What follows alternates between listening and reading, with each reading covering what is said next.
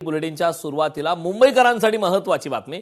Best कर्मचाऱ्यांच्या संपाचा आज दुसरा दिवस आहे। प्रशासनासोबतची कालची चर्चा निष्फळ ठरली आहे। चर्चा निष्फळ झाल्याने बेस्ट कर्मचारी संपावर ठाम आहे। बस वाहतुकीवर मात्र संपाचा मोठा परिणाम होतोय। बेस्ट कर्मचाऱ्यांच्या विविध मागण्यांसाठी बेस्ट कृती समितीकडून संपाची हाक देण्यात आली। त्यामुळे मुंबईची दुसरी जीवनवाहिनी समजल्या जाणाऱ्या बस वाहतुकीवर त्याचा मोठा परिणाम होताना दिसतोय। अशातच आता मुंबईतील बेस्ट कर्मचाऱ्यांचा संप हा दुसऱ्या दिवशीही सुरूच राहणार आहे। या संदर्भात ताजे अपडेट देण्यासाठी आपल्या प्रतिनिधी मीनाक्षी म्हात्रे आपल्या सोबत जोडलेत। मीनाक्षी, आपण पाहतोय प्रशासनाची काल चर्चा झाली या बेस्टच्या संपाबद्दल, मात्र ती चर्चा निष्फळ ठरली आणि बेस्टच्या कर्मचाऱ्यांच्या संपाचा आजचा दुसरा दिवस आहे। मुंबईकरांसाठी सलग दुसऱ्या दिवसाची सकाळ ही गैरसोयीने सुरुवात झाली। काय अधिकची माहिती आहे, नेमक्या त्यांच्या मागण्या काय आहेत? करण, अगदी खरं आहे, कारण आजचा हा दुसरा दिवस आहे बेस्टच्या कर्मचाऱ्यांचा आणि या कर्मचाऱ्यांचा एकच मागणी जी आहे ती प्रलंबित आहे। मागच्या अनेक वर्षांपासून या मागणीसाठी हे सगळेच कर्मचारी जे आहेत प्रशासनाकडे जाब विचारत आहेत। नेमक्या काय मागण्या आहेत या सगळ्याच बेस्टच्या कर्मचाऱ्यांकडून आपण जाणून घेऊया। पण मात्र काल बेस्टच्या कृती समितीची एक बैठक जी आहे ती परिवहन मंत्री प्रताप सरनाईक यांच्या उपस्थितीत पार पडली। सकारात्मक ही बैठक झाली असं म्हटलं जातं, पण मात्र अद्यापही हा संप का सुरू आहे हे जाणून घेऊया। माझ्यासोबत काही बेस्टचे कर्मचारी आहेत, काही कॉन्ट्रॅक्ट बेसिसवरचे कर्मचारी आहेत, तर काही आपण पाहतोय की शासनाचे जे कर्मचारी आहेत ते देखील आपल्यासोबत आहेत। काय सांगाल? खरं तर काल बैठक जरी झाली असली तरी आज संप पुन्हा एकदा आपल्याला पाहायला मिळतोय। एकही बस जी आहे ती रस्त्यावर उतरलेली नाहीये। काय नेमक्या मागण्या आहेत? सरनाईक साहेबांबरोबर सकारात्मक चर्चा ही गोष्ट बरोबर आहे, परंतु ज्या ठोस ज्या मागण्या आहेत त्यांची जे कामगारांच्या ज्या मागण्या आहेत त्यांच्या ठोस हे उत्तर त्यांनी दिलेली नाही आहेत। ही प्रशासनाने द्यावीत, मुख्यमंत्र्यांनी द्यावीत, मागणीय उपमुख्यमंत्र्यांनी द्यावीत, हेच आमचं म्हणणं आहे। नुसतं प्रताप सरनाईक बोलले, त्यांनी फक्त आश्वासन दिली, त्यांनी सकारात्मक, पण ते जे निर्णय घेणारे नेते वरचे आहेत त्यांनी ते घ्यावे।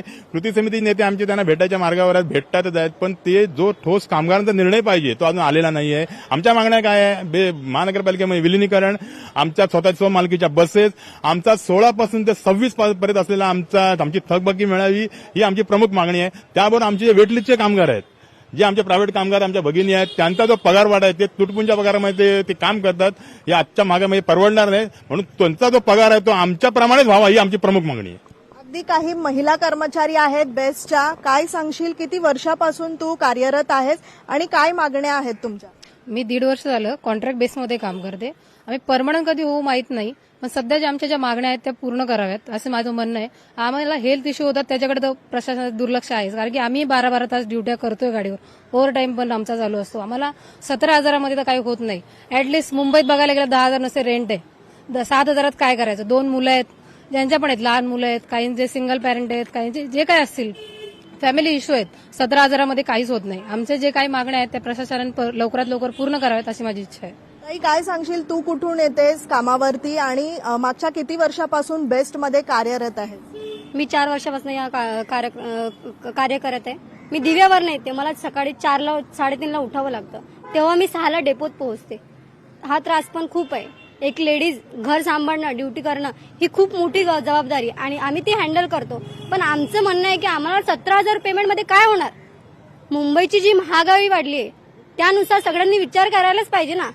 आज उद्या कधीतरी आमचा विचार केला पाहिजे, हीच आमची प्रशासनाला मागणी आहे। समान कामाला समान वेतन हे मिळालंच पाहिजे, हे आम्हाला लेखी स्वरूपात हवंय। अगदीच। दादा, काय सांगाल? तुम्ही देखील बेस्टचे कर्मचारी आहेत, मागच्या किती वर्षापासून तुम्ही कार्यरत आहात? काल बैठक झाली पण मात्र तुम्हाला लेखी स्वरूपामध्ये काही दिलेलं नाहीये आणि त्यासाठीच आज देखील संप तुम्ही सुरू ठेवलेला आहे, काय सांगाल? जवळपास आम्हाला 9 वर्ष झालं आमचा वेतन करार झालेला नाही।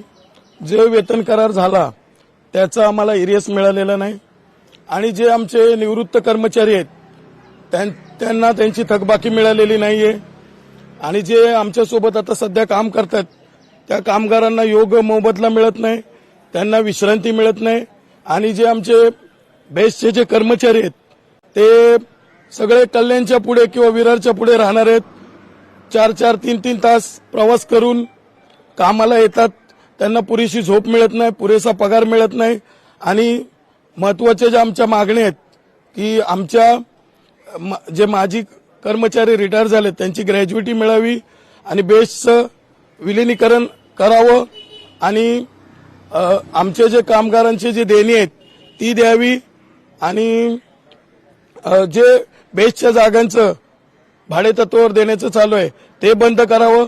आम्ही जी लढाई लढत आहोत ही आमच्या पगारासाठी नसून बेस्टचं अस्तित्व टिकावं म्हणून आमची ही लढाई आहे आणि बेस्ट टिकली तर आम्ही सर्व टिकू आणि आम्ही मुंबईकर जनतेला चांगली सेवा देऊ शकू असं आमच्या सर्वांचं आव्हान आहे. आता जे आमची कृती समिती आमची स्थापन केली ती याबाबत निर्णय देईल एवढं बोलतो. 2 शब्द पूर्ण करतो. पण मुख्यमंत्री आणि मुख्यमंत्र्यांची तुम्ही भेट मागत आहात. कालच्या बैठकीमध्ये काय झालं, असं काय झालं की आज देखील तुम्हाला संप सुरूच ठेवावा लागला? कसं आहे की बेस्टचे प्रश्न आहेत हे नवीन नाहीत. गेल्या 9 वर्षापासून आम्ही मागणी करतोय योग्य वेतन द्यावं किंवा आम्हाला ज्या बाकीच्या सुविधा आहेत कॅन्टीन सुविधा म्हणा किंवा आमचे जे बेस्ट कर्मचाऱ्यांचे राहण्याचे वसाहती आहेत त्याच्यामध्ये ज्या सुविधा द्याव्यात त्या आम्हाला कुठल्याही प्रकारे ठोस असं दिलं जात नाही. काही वेळेस आम्ही मागण्या मानतो, आम्हाला चर्चेसाठी वेळ द्या अशी कारणं दिली जातात. वेळ काढूपणाचं धोरण अवलंबलं जातं. त्यामुळे आम्ही सर्व कर्मचारी एकत्र होऊन ही संघर्षाची तयारी केली आणि आम्हाला सर्वांना न्याय मिळेल हीच अपेक्षा.